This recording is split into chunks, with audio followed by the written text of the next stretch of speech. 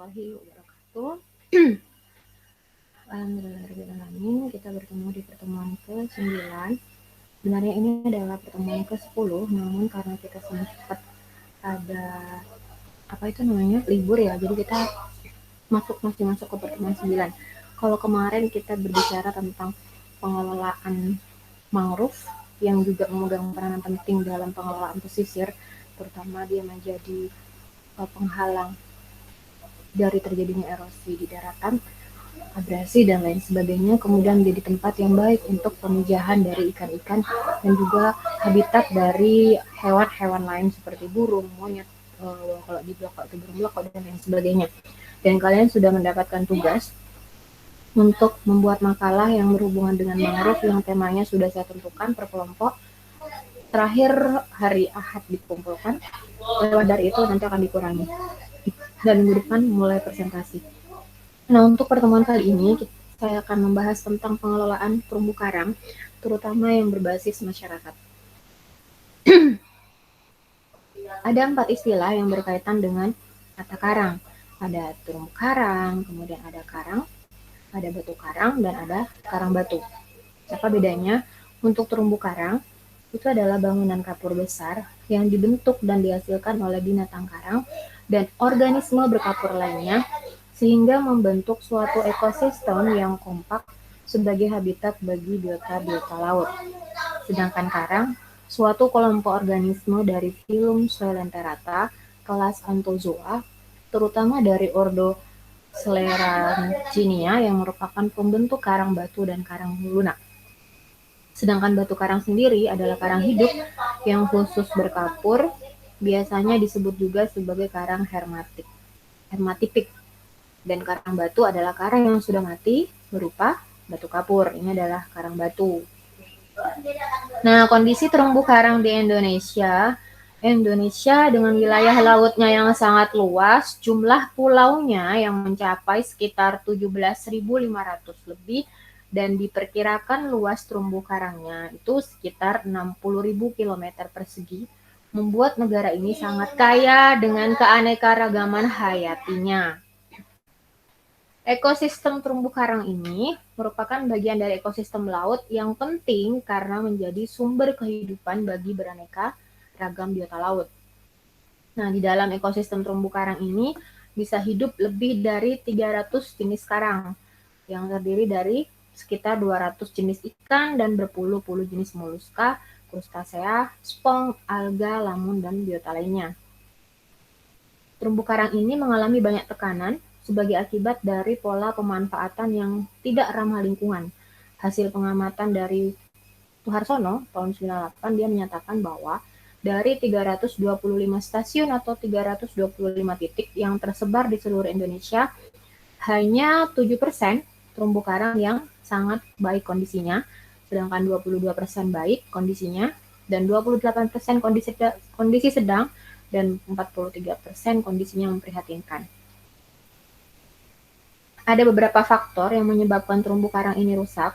Yang pertama adalah sedimentasi. Konstruksi di daratan dan sepanjang pantai, baik ada penambangan atau pertanian di daerah aliran sungai ataupun penebangan hutan tropis, menyebabkan tanah mengalami erosi dan terbawa melalui aliran sungai ke laut dan terumbu karang. Kotoran-kotoran, lumpur atau pasir-pasir ini dapat membuat air menjadi kotor dan tidak jernih lagi sehingga karang tidak dapat bertahan hidup karena kekurangan cahaya. Kalau kita lihat di Pasir Putih itu ya, Pasir Putih ada salah satu tempat yang cukup banyak di situ terumbu karangnya masih bagus, dan di sebelah selatannya itu ada gunung yang kondisinya sebenarnya gunung itu adalah gundul. Cuma kalau kalian lihat hanya berjalan di jalan raya di situ, kalian akan melihat bahwa sebenarnya hutannya asri gitu, karena di situ di pinggir jalan masih banyak pohon-pohon yang tertata bagus. Namun kalau kalian lihat dari atas pakai drone, maka kondisinya di atas itu sangat gundul sehingga kalau terjadi hujan maka air itu tidak tertahan oleh tumbuhan, tapi malah akan menggurus tanah tersebut hingga akhirnya sampai terbawa ke bawah itu, terus Malah kemarin ada isu mau dibuat gorong-gorong. Nah, seandainya gorong-gorong itu di dekat lokasi situ, maka akhirnya akan bisa menyebabkan tanah itu lewat gorong-gorong tersebut fokus di situ dan akhirnya bisa sampai ke terumbu karang dan bisa menyebabkan bleaching dan pada akhirnya terumbu karangnya banyak yang mati.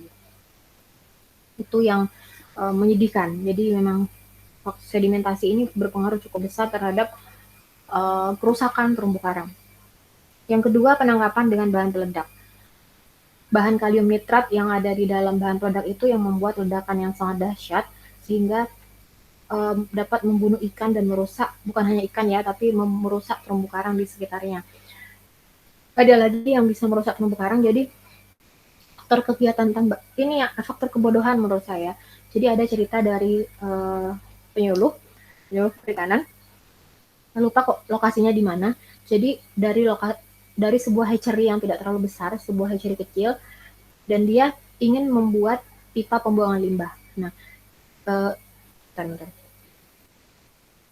Nah, misalnya ini Kak, di situ di daerahnya. Nah, kebetulan di daerahnya dia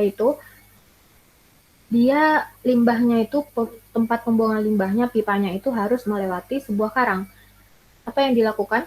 Dia tidak menjadi solusi lain, nyari jalan lain, tapi dia menghabisi di tengah-tengah ini sebagai jalan lewatnya pipanya dia. Gitu. Itu yang dilakukan. Dia menyuruh orang untuk, itu informasi yang saya dapatkan dari penyuluh, dihabisin itu pakai cangkul atau pakai apa ya, yang intinya untuk menghabisi ini karang gitu. Akhirnya itulah yang menjadi faktor perusak.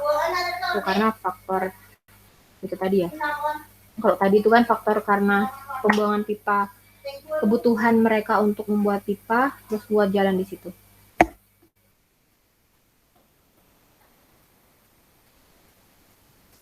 Kemudian yang ketiga adalah pencemaran perairan. Produk-produk minyak bumi dan kimia lain yang dibuang di dekat perairan pantai pada akhirnya akan mencapai terumbu karang. Bahan-bahan pencemar ini akan meracuni polip, karang, dan biota laut lainnya. Kalau kita lihat dari pabrik misalnya, wah luar biasa buangannya sampai hitam kayak gitu, yang jelas ini akan menyebabkan kerusakan pada terumbu karang. Bisa menyebabkan pengasaman gitu ya pada perairan. Kemudian yang keempat, pengelolaan tempat rekreasi. Nah, kalau tidak dipikirkan secara matang, maka bisa merusak terumbu karang.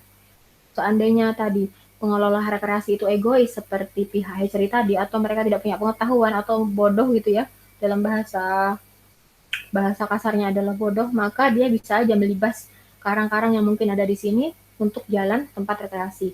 Tapi bagi mereka yang mau berpikir tentang sustain, mereka berpikir tentang sustainable dari sebuah lingkungan, keberlanjutan dari sebuah lingkungan, kelestarian lingkungan, maka mereka akan mencari jalan lain, menghindari agar terumbu karang ini tidak rusak. Itu yang bisa dilakukan. Kan sebenarnya banyak cara gitu ya. Sebenarnya tadi kalau pipa itu mau dilewatkan jalur lain kan sebenarnya bisa. Cuma kenapa dia harus merusak karang yang begitu bagus, kayak membuat hamparan gitu, karangnya sudah terus dirusak di tengahnya dengan adanya pipa yang dia bangun, yang dia pasang. Yang kelima adalah faktor pemanasan global.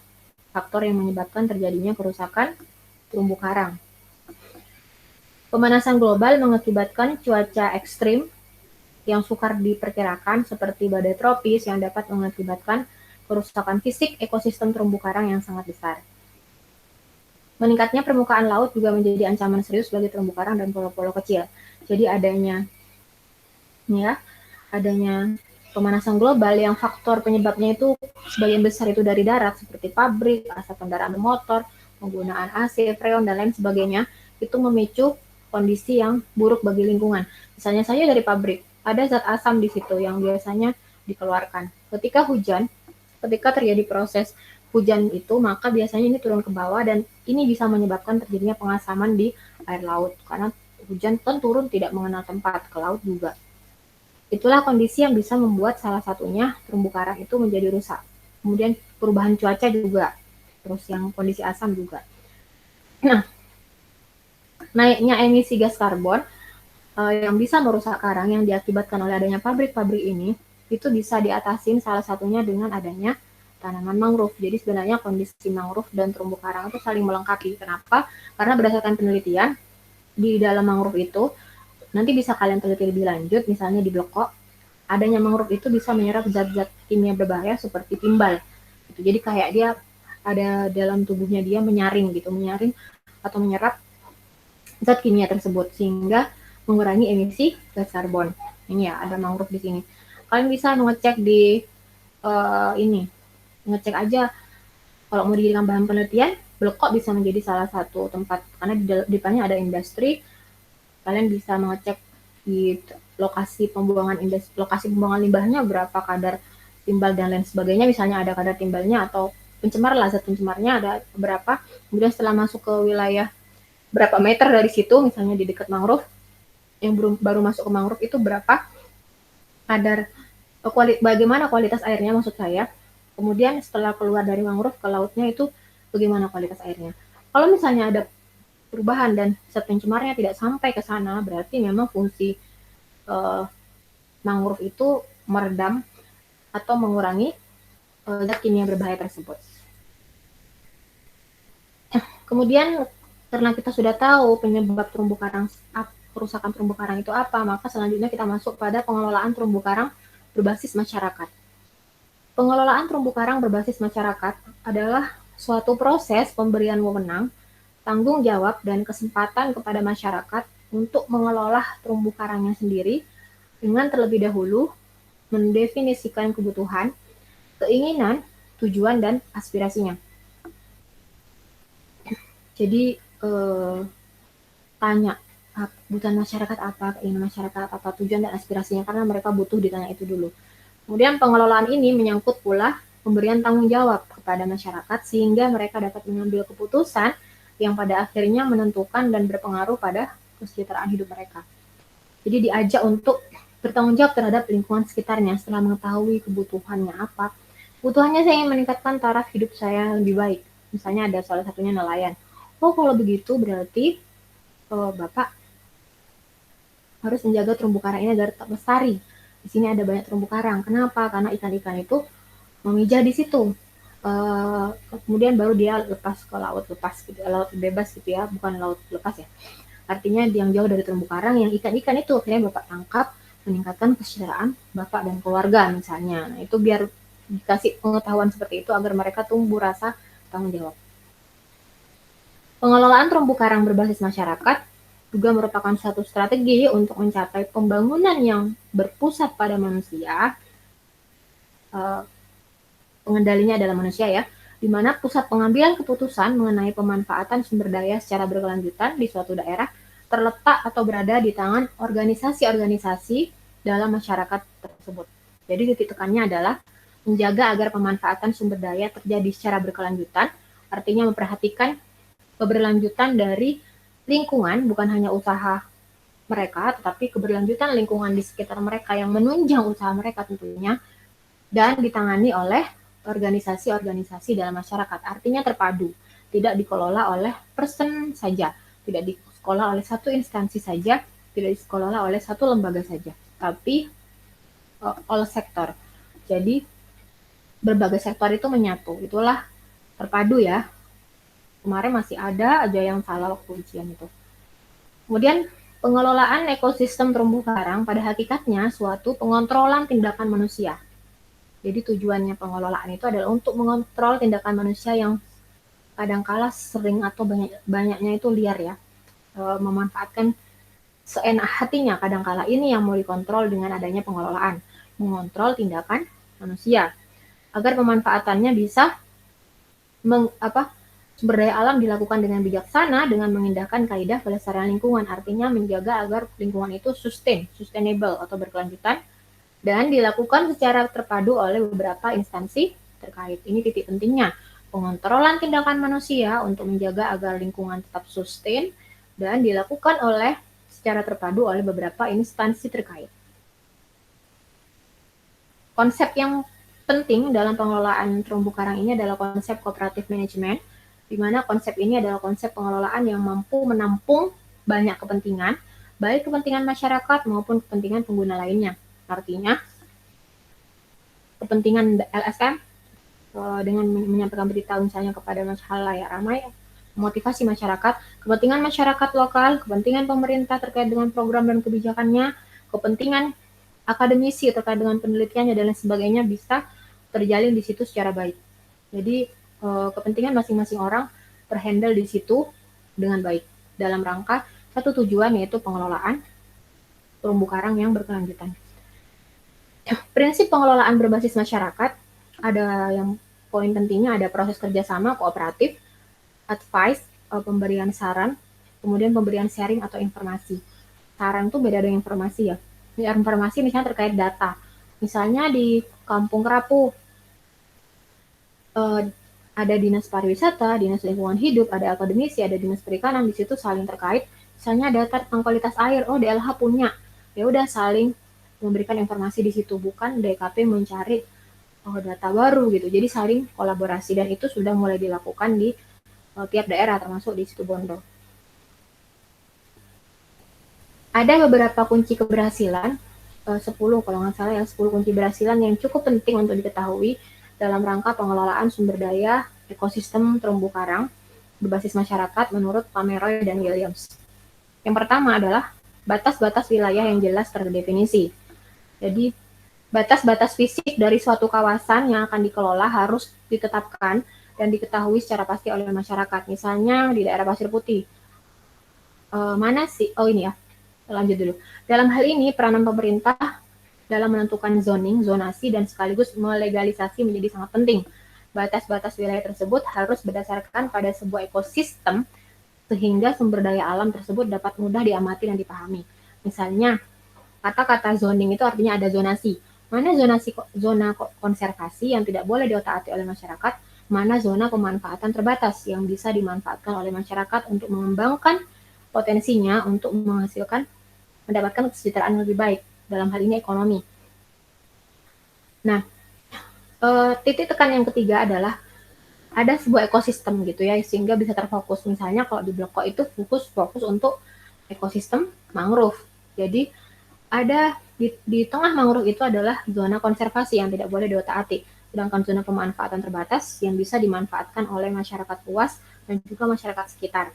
Misalnya untuk area rekreasinya, area pemanfaatan untuk berdagangnya itu sudah ada sendiri. Itu yang dimaksud dengan penetapan zoning, sehingga masyarakat udah jelas mana yang boleh saya otak-atik, mana yang tidak boleh saya ganggu-gugat. Sama dengan terumbu karang. Artinya misalnya di daerah Pasir Putih, mana wilayah yang tidak boleh saya sentuh, tidak boleh melakukan penangkapan ikan di sana dan lain sebagainya. Terus mana yang boleh saya manfaatkan. Itu sudah harus diperjelas. Misalnya di rumah ikan di daerah Pasir Putih juga, di daerah yang pernah kalian ngadakan happy camp di timurnya itu, kalau nggak salah itu adalah rumah ikan. Itu juga diperjelas, itu adalah zona konservasi, terus saya bisa menikmati dan bisa mancing-mancing di daerah situ, di bagian mananya, berapa meter dari area konservasinya gitu, itu harus diperjelas. Yang kedua adalah kejelasan anggota. Segenap pengguna yang berhak memanfaatkan sumber daya alam di sebuah kawasan dan berpartisipasi itu harus diketahui dengan jelas. Misalnya, anggota masyarakat masing-masing ada perwakilannya, misalnya nelayan ada perwakilannya, terus kemudian ibu-ibu PKK ada perwakilannya, gitu. Jadi tidak boleh terlalu banyak, sehingga kalau terlalu banyak biasanya kurang efektif. Misalnya dalam rapat, kalau semakin banyak kepala, itu akan semakin banyak terjadi diskusi dan perbedaan, karena masing-masing kepala punya pemikiran sendiri-sendiri, yang artinya kalau semakin banyak susah disatukan.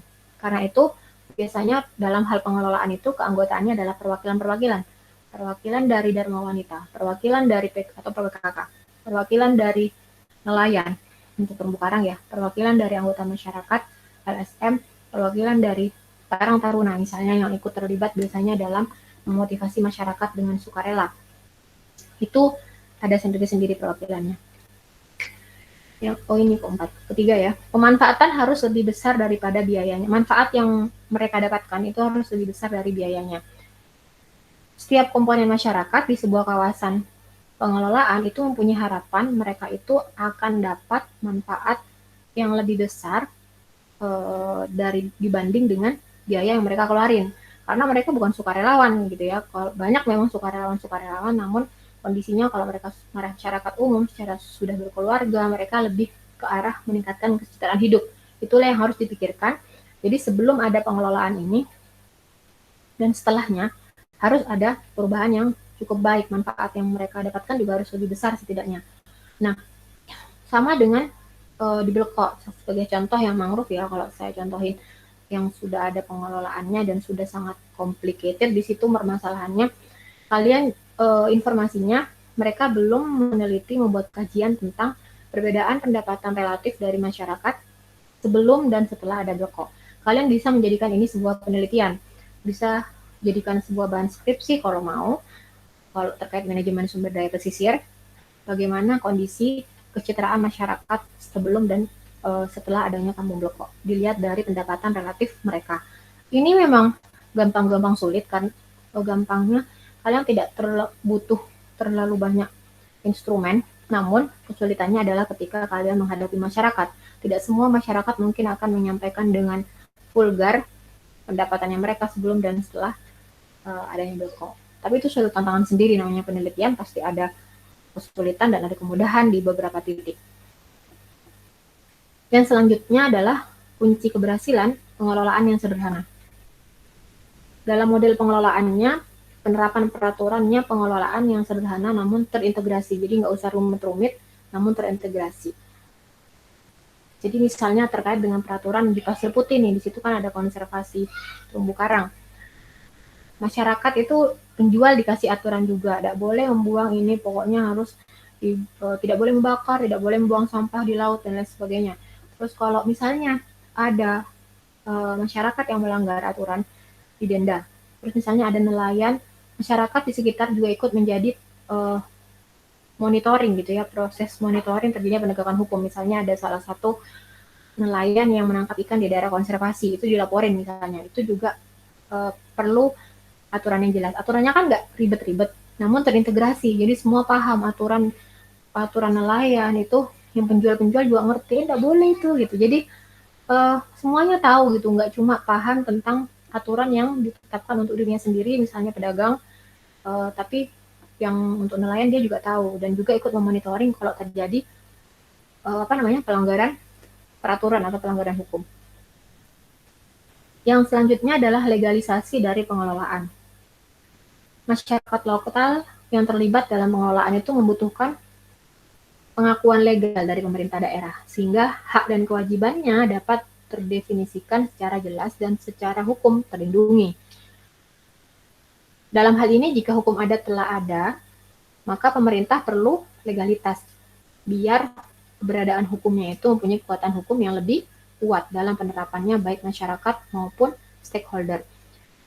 Nggak cuma hukum adat kan tidak tertulis hitam di atas putih, namun kalau ada SK yang berbadan hukum, maka itu kekuatannya lebih tinggi dan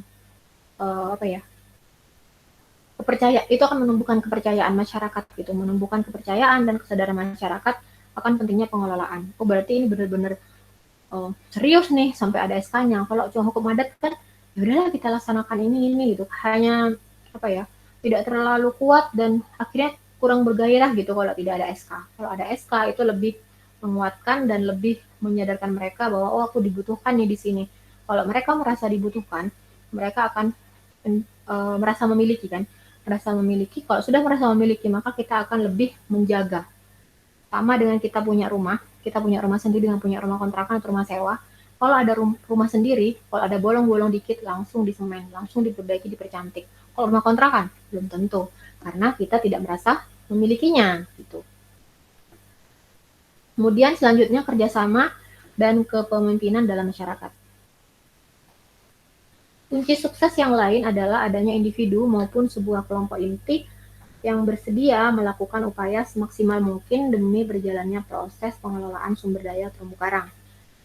Upayanya itu termasuk adanya kepemimpinan yang diterima oleh semua pihak. Nah, bisa jadi nanti ada kayak PJ dari tempat ini itu adalah Pak Kampung misalnya.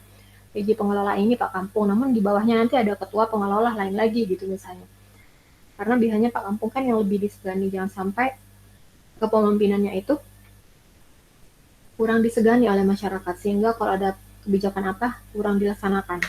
Dan yang jelas ada kerjasama antara pengelola dengan beberapa pihak, misalnya pemerintah, swasta, masyarakat, LSM, sebagainya, yang tentunya kemitraannya itu terkait dengan aktivitas sosial masyarakat, peningkatan ekonominya, dan juga dari segi keamanan. Dari faktor akademisi juga memegang peranan penting dalam hal pendidikan. Desentralisasi dan pendelegasian wewenang. Pemerintah daerah sebagai bagian dari tiga elemen penting tadi di depan, pengelolaan dengan model pengelolaan sumber daya terumbu karang berbasis masyarakat itu ya, perlu memberikan pemusatan khusus proses administrasi itu di bagian mana dan pendelegasian tanggung jawab pengelolaan kepada masyarakat yang terlibat. Jadi harus dipusatkan kayak ada poskonya gitu ya, kayak ada poskonya dan pendelegasian kewenangan itu harus ada dari pemerintah daerah. Koordinasi antara pemerintah dan masyarakat. Sebuah lembaga koordinasi, Badan Koordinasi Pengelolaan Sumber Daya Terumbu Karang berbasis masyarakat yang berada di luar kelompok masyarakat lokal, stakeholder lainnya, dan wakil pemerintah yang merupakan hal yang penting pula dibentuk dalam rangka memonitor penyusunan pengelolaan lokal dan pemecahan konflik. Jadi harus terjadi koordinasi. Struktur saja tidak cukup gitu ya. Struktur peraturan yang sudah ada tidak cukup jika tidak adanya koordinasi yang jelas. Jadi antara misalnya bagian bidang ekonomi dengan bidang konservasi dengan bidang apalagi bidang kesejahteraan itu harus saling berkoordinasi untuk menentukan arahnya pengelolaan itu mau dibawa kemana. Harus ada diskusi yang terjadi secara rutin atau istilahnya kayak rapat gitulah koordinasinya ya. Kemudian pengetahuan, kemampuan, dan kepedulian masyarakat. Selain pengurus, pengurus kan rata-rata dari perwakilan. Nah, namun kan banyak masyarakat luas yang mungkin tidak terlibat secara langsung. Ini yang butuh diedukasi. Diedukasi, dikasih pengetahuan, kemampuan, dan kepedulian. Dan ini membutuhkan kerjasama peran dari LSM misalnya, kemudian perguruan tinggi, swasta yang mampu memberikan kontribusi berupa motivasi gitu ya kepada mereka agar lebih aware terhadap lingkungan terumbu karang ini, pengelolaan terumbu karang. Misalnya melalui pendidikan formal. Ada beberapa program, contohnya kalau nggak salah programnya DEPA waktu itu, mereka memberikan sekolah khusus, sekolah informal sih kepada ibu-ibu yang tidak bisa membaca. Terus kemudian setelah selesai sekolah itu mereka setelah selesai program itu dikasih beras, dikasih minyak, dikasih uang kalau nggak salah. Nah, karena untuk memotivasi orang-orang yang sudah tua untuk belajar kembali itu sulit karena secara otak mereka sudah mengalami penurunan daya ingat. Itu yang perlu dicatat. Motivasinya sehingga sudah beda, bukan motivasi belajar, motivasi untuk mendapatkan malah motivasi untuk mendapatkan uang, bukan motivasi belajar. Itu yang terjadi. Tapi sekali lagi kalau untuk mau pintar, mau bisa aware terhadap lingkungan, mereka juga harus belajar kan. Minimal bisa membaca, tahu tanda-tanda, oh ini tidak boleh dimasukin. Itu kan perlu membaca. Itu salah satunya faktor pendidikan. Kemudian pendidikan kayak anak-anaknya mereka harus berusaha untuk lebih tinggi biar karena biasanya semakin tinggi pendidikan mereka akan lebih semakin aware karena ada pengetahuan kalau ini tidak boleh kenapa karena begini-begini gitu loh secara logika tapi banyak yang pendidikannya tinggi namun tidak punya adab itu ada dan pendidikan informal ya seperti penyuluhan pelatihan jadi misalnya dikasih tahu masyarakat dikasih pelatihan Bu kalau ibu mau pendapatannya banyak maka dijaga terumbu karang ini. Kenapa? Karena tempat terumbu karang itu tempat yang nyaman buat ikan bertelur, beranak pinak. Sehingga kalau ikan banyak ketika keluar, bapak bisa nangkap ikan lebih banyak, ibu bisa mendapatkan hasil yang lebih banyak. Terus kalau ada ikan-ikan yang tidak terjual habis bisa diolah menjadi makanan frozen food misalnya, terus makanan olahan lainnya yang juga menambah pendapatan dari bapak dan ibu gitu. Dan kemudian mereka juga diajarin dikasih keterampilan bagaimana kalau ada ikan-ikan hasil tangkapan yang tidak terjual misalnya diajarin cara mengolah jadi apa itu diajarin kasih pelatihan demonstrasi caranya gimana terus kemudian masyarakat juga diajak terjun bareng untuk membuat menanam terumbu karang gitu artinya membuat bareng-bareng apa itu namanya transplantasi terumbu karang bareng-bareng itu mereka akan merasa memiliki karena mereka yang transplantasi sendiri mereka yang harus menjaga yang mereka bikin gitu. Dan dalam konsep pengelolaan sumber daya ekosistem ini, maka kita butuh komunitas gitu ya, based management, seperti adanya fasilitator yang bisa memotivasi. Fasilitator ini bisa dari akademisi dan juga LSM. Jadi akademisi punya ilmunya, hasil kajian-kajiannya, kemudian LSM membantu dengan memberikan atau mengompor-ngompori masyarakat untuk bisa terlibat aktif dalam pengelolaan sumber daya terumbu karang ini. Ada 3 prinsip utama dalam pengelolaan berbasis masyarakat. Jadi yang pertama, pelibatan masyarakat secara aktif mulai dari penyusunan rencana, pelaksanaan, pemantauan pelaksanaan, hingga evaluasi terhadap hasil-hasil yang dicapai. Jadi tidak hanya dalam proses survei saja, rencana awalan saja, tapi saat pelaksanaan dilibatin, evaluasi dilibatin. Yang kedua, pendekatan yang dilakukan ada dari bawah ke atas, bottom up, yang dipadukan dengan dari atas ke bawah atau top down. Jadi kita mengaca pada kejadian masa lalu di mana banyak sekali terjadi kegagalan pengelolaan sumber daya alam diakibatkan hanya pendekatan yang dilakukan hanya top down. Jadi pemerintah membuat kebijakan dan membuat program seolah-olah mereka paling paham dan tahu bahwa yang dibutuhkan masyarakat adalah ini, ternyata kenyataannya pas di lapangan masyarakat nggak butuh itu. Nah itu kondisinya. Karena itu, tapi tidak bisa juga bottom up saja. Karena kalau bottom up saja, masyarakat akan keinginan saya begini, kebutuhan saya begini ya. Padahal kita juga punya kebijakan yang dari atas. Karena itu pendekatan yang dilakukan bottom up dan juga top down harus dilakukan dua-duanya. Pengelolaan sumber daya terumbu karang berbasis masyarakat ini secara garis besar terdiri dari 3 bagian berdasarkan Supri Haryono, perencanaan, pengelolaan, dan pengawasan. Jadi pada pengendalian. Pada intinya sama seperti kayak kalian melakukan program, ada perencanaan, ada pelaksanaan, dan ada evaluasi atau pengendalian ya dalam hal pengelolaan terumbu karang ini. Untuk tahapan pengelolaan berbasis masyarakat akan saya sampaikan pekan depan. Setelah ada salah satu dari kalian presentasi, akan disampaikan tentang step-step langkah pengelolaan berbasis masyarakat yang perlu diketahui, sehingga mungkin nantinya kalian bisa menjadi salah satu dari pengelola berbasis masyarakat ini. Kalau itu silakan kalau ada pertanyaan di classroom. Assalamualaikum warahmatullahi wabarakatuh.